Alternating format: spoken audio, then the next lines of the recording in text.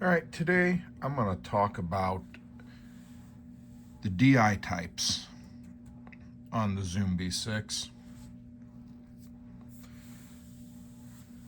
Someone asked me a question regardless on the difference between them and the sound, and it's kind of hard to hear the difference.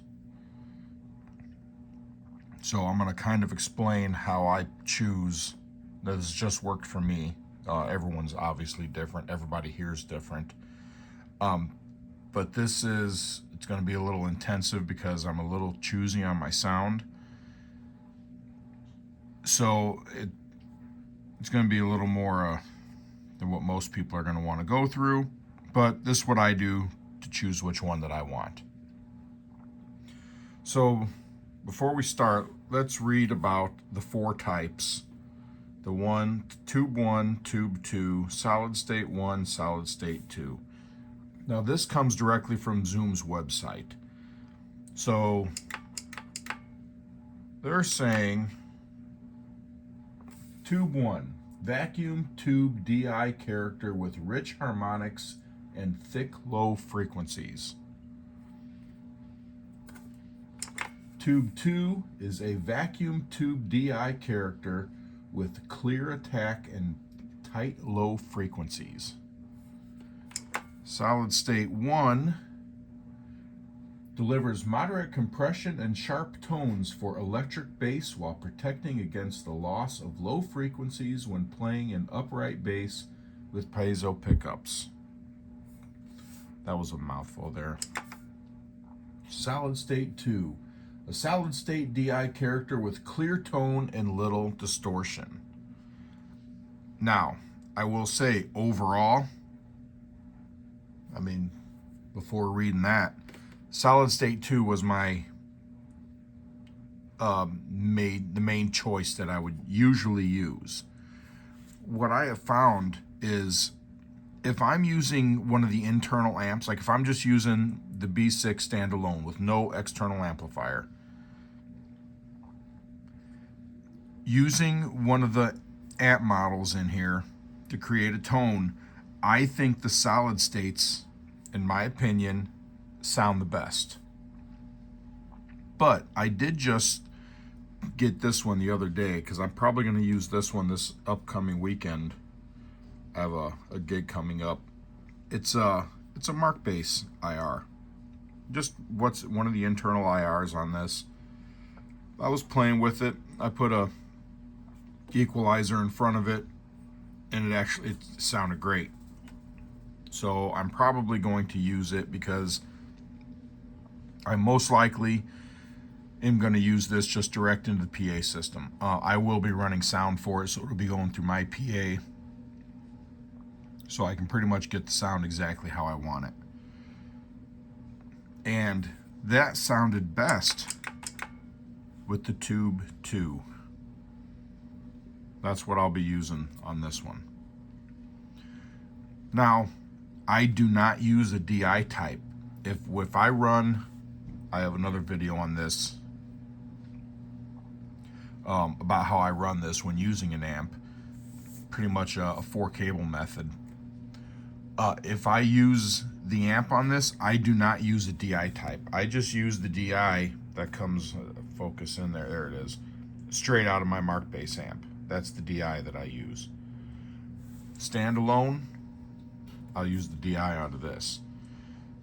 Another thing I found is it's really hard to if you put just headphones into this, it's really hard to hear you can hear the difference, but I don't think it does it justice on what you're really going to sound like. So whenever I choose a DI, or basically anytime once I get a rough tone set, then I'll tweak it out of something else. But anytime I'm choosing the DI type, I will either, when I'm playing here at home, I'll run through this Tascam DP32, because the preamps, the mic pre's on these things will change your sound. So if I'm playing out of this, gonna do some recording, messing around at home, I will adjust the tube or the solid state types 1 or 2 to what sounds best out of this unit. Now, this coming weekend when I play, I'll be doing the sound, and I'll be running I got a Behringer XR18 that we'll be using. So, I have that out here right now because I was adjusting my DI type on what's going to sound best out of this, because this is actually where my sound's going to be coming from. I also have a little Alesis. I got a pile of stuff back here. Little Alesis mixer, old one. Little desktop that I'll plug into sometimes, or if I'm over here on the computer, get my bottle of water out of the way. You know, if I'm going to be going somewhere recording, I'll plug into this and set my tone before I get where I'm going. Kind of save some time. Time is money in those situations. But I can get pretty close to where I want to be, hearing what it's going to sound like coming into an interface through a computer. Peterson tuners are the best tuners on the market. Just thought I'd throw that out there. No, they didn't pay me to say that. I wish anyone paid me for anything, but... So again, you really got to look at your situation, I feel, when you're choosing one of these. They're all going to sound different. It's going to change from bass to bass. This is the bass I'll be using this weekend. The Ibanez BTB 6-string. Everything is set for this. If I was using, I've got a Ibanez fan fret there. It's going to sound different with that. I have a Schecter 4-string. I got a Fender Jazz bass. They're all going to sound different. If I was using them all, yeah, it'd be a lot of work to figure it out. Like I said, I'm pretty particular on a certain sound that I'm looking for, depending on the gig that I'm doing. So,